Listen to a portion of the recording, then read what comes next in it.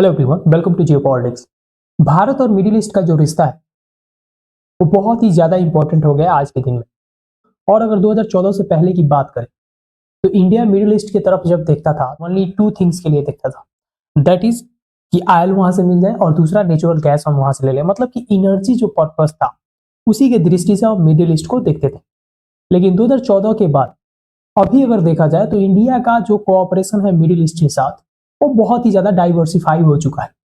और इसके वजह से मिडिल ईस्ट जो है भारत के लिए बहुत ही ज्यादा क्या हो जाता है, महत्वपूर्ण हो जाता है। और जैसे आप सभी को पता है कि आज के दिन में अगर देखा जाए तो मिडिल ईस्ट में लगभग भारत का 66% जो एनआरआईज है वो रहते हैं मिडिल ईस्ट में।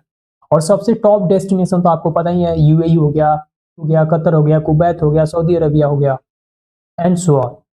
तो इस दृष्टि से भी अगर देखा जाए तो सबसे ज्यादा हमारे यहाँ क्या आता है, वहां से रेमिटांसेस आते हैं। लोग वहां से कमा के भारत में अपने घर परिवार के लिए भेजते हैं। तो ये भी एक दृष्टि से अगर देखा जाए तो इसका जो इंपॉर्टेंस है वो बढ़े जा रहा है। बहुत ज्यादा मात्रा में जो भारत के लोग हैं वो काम करते हैं इन गल्फ नेशंस में। तो ये जो रिसेंट विजिट था प्रधानमंत्री का कुवैत में, ये बहुत ही ज्यादा इंपॉर्टेंट हो जाता है क्योंकि अभी तक 40 साल हो गए थे और भारत का कोई ऐसा प्रधानमंत्री नहीं था कि 40 साल में कुवैत को विजिट करे। जबकि जो कुवैत है वो हमेशा से क्या रहा है, भारत के लिए बहुत ही ज्यादा इंपॉर्टेंट रहा है। अगर ऑयल की बात किया जाए तो देखिए आज के दिन में जो भारत और मिडिल ईस्ट का जो कोऑपरेशन है डाइवर्सिफाई हो ही गया है। बट यहाँ तक कि जो मिडिल ईस्ट के कंट्रीज हैं जैसे सऊदी अरबिया हो गया, यूएई हो गया, उसका बहुत बड़ा जो इन्वेस्टमेंट का पैकेज है वो इंडिया आने लगा है। लगभग $100 बिलियन के आसपास इन्वेस्टमेंट करने वाला है अकेले सऊदी अरबिया। 70 बिलियन के आसपास इन्वेस्टमेंट करने वाला है यूएई इन इंडिया। बहुत बड़े बड़े पार्क बनाए जा रहे हैं, बहुत बड़े बड़े मॉल भी खुलने वाले हैं इंडिया में। तो 2014 से पहले हम खाली एनर्जी की बात करते थे, लेकिन अभी जो ये कॉपरेशन है वो ज्यादा एक्सपैंड कर गया है। नंबर 1 पे आज के दिन में देखा जाए तो क्या है, अभी भी हमारे लिए एनर्जी जो सिक्योरिटी है वो इंपॉर्टेंट है। बट कहीं ना कहीं ये मैसेज भी दिया जा रहा है मिडिल ईस्ट को कि देखिए ये जो एरा है वो क्या होने वाला है, रिन्यूएबल एनर्जी का होने वाला है। तो कम से कम आप भी यहाँ पे क्या करो, आओ कोऑपरेट करो और यहाँ पे क्या करो, इन्वेस्टमेंट करो।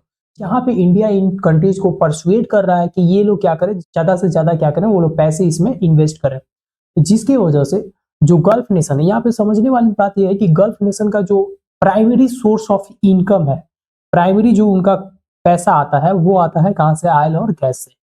और आप सोच के देखो, जैसे दुनिया में एक तरह से जो होड़ लगा है कि आने वाला जो दिन है, आने वाला जो डिकेड है वो होने वाला है रिन्यूएबल एनर्जी पर शिफ्ट हो जाएगा। यानी जो भी ये फॉसिल फ्यूल से रिलेटेड एनर्जी का सोर्स है उसका जो डिमांड है वो धीरे धीरे क्या होने वाला है, कम होने वाला है।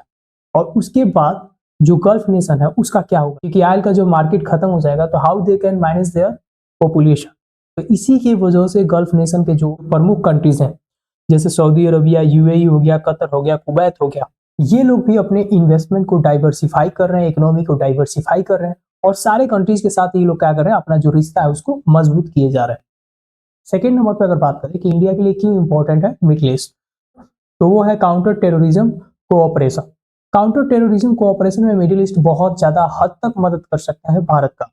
ये सब जानते हैं जो मिडिल ईस्ट कंट्रीज है, खास करके जो पुअर कंट्रीज हैं जैसे कि सीरिया, इराक, ईरान एक्सेट्रा। यहाँ पे क्या है कि जो अलकायदा है और जो आईएसआई उन लोगों का यहाँ पे क्या है, गढ़ बना हुआ है। इसकी वजह से इंडिया को कहीं ना कहीं जरूरत है कि जो भी ब्लॉकेड्स हैं रिश्तों को लेके उसको मजबूत करें, ताकि आने वाले फ्यूचर में जो भारत का सिक्योरिटी है, खास करके जो external threat to the India है, उसको कहीं ना कहीं न्यूट्रलाइज किया जाए। थर्ड नंबर पे बात करें तो थर्ड नंबर पे सबसे इंपॉर्टेंट हो जाता है डायस्पोरा एंड रेमिटांसेस फ्लो।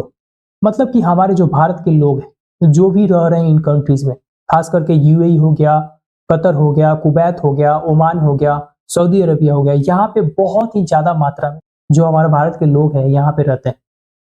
और लगभग मैं बता ही चुका हूँ कि 66% के आसपास जो हमारा एनआरआईज है वो रहता है इन कंट्रीज में, गल्फ नेशंस में। और वहीं अगर बात करें कुवैत की, तो कुवैत का लगभग 21% जो पॉपुलेशन है वो क्या है, वो है इंडियंस का। मतलब भारतीय जो लोग हैं, भारतीय मूल के लोग या भारतीय नागरिक, वहां का 21% पॉपुलेशन को कॉन्स्टिट्यूट करते हैं। तो इसकी दृष्टि से अगर देखा जाए तो कुवैत जो है बहुत ही ज्यादा क्या होता है, इंपॉर्टेंट हो जाता है। हालांकि कुवैत के साथ जो रिश्ता था भारत का वो 1990s में क्या हो गया था, एक सेंस ऑफ कंफ्यूजन में चला गया था, क्योंकि इराक ने क्या किया था, कुवैत पे इन्वेजन कर दिया था। और उस वक्त सदाम हुसैन इराक का रूलर थे। इसकी वजह से क्या हुआ, कि जब उन्होंने इन्वेड किया तो हालांकि इराक के साथ भी उस वक्त इंडिया का बहुत ही अच्छा रिश्ता था।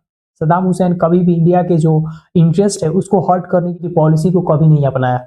जो भी ऑयल और गैस का फ्लो था उसको कभी उन्होंने रोकने की कोशिश नहीं की। लेकिन जब इन्होंने इन्वेड कर दिया कुवैत को तो भारत यहाँ पे कंफ्यूजन में चला गया था कि इस इन्वेजन को कंडेम करना है या नहीं करना है।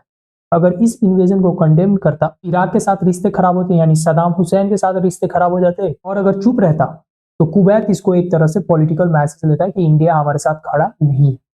तो इसके कारण वहां पे जो रिश्ते थे लगभग 40 साल से, ये जो रिश्ता था एक तरीके से पॉलिटिकल लेवल पे अगर देखा जाए तो एक तरह से फ्रीज हो गया था।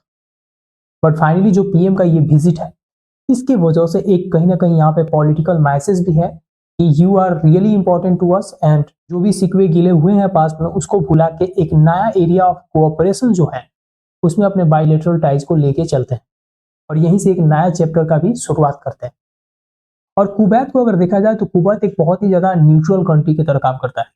अगर आप कुवैत को देखेंगे तो कुवैत क्या है, ईरान से भी बॉर्डर शेयर करता है और सऊदी अरेबिया से बॉर्डर शेयर करता है। और आपको पता है ईरान और सऊदी अरेबिया आपस में क्या है, बहुत ही बड़ा इनेमी है। सिया सुन्नी का जो मामला है इनके बीच में हमेशा से एक बहुत ही बड़ा टसल पैदा करता है। और ऐसे में बहुत ज्यादा इंपॉर्टेंट हो जाता है कि कुवैत के साथ भारत का रिश्ता क्या हो, स्ट्रॉन्ग। क्योंकि भारत का भी जो रिश्ता है चाहे वो सऊदी अरेबिया हो चाहे ईरान हो, दोनों के साथ क्या है, बिल्कुल बढ़िया है। तो आने वाले समय में ये कोई सडन नहीं होगा कि हमारा जो मिडिल ईस्ट के साथ कोऑपरेशन है या मिडिल ईस्ट का जो इन्वेस्टमेंट इन द इंडिया है वो काफी राइज करने वाला है।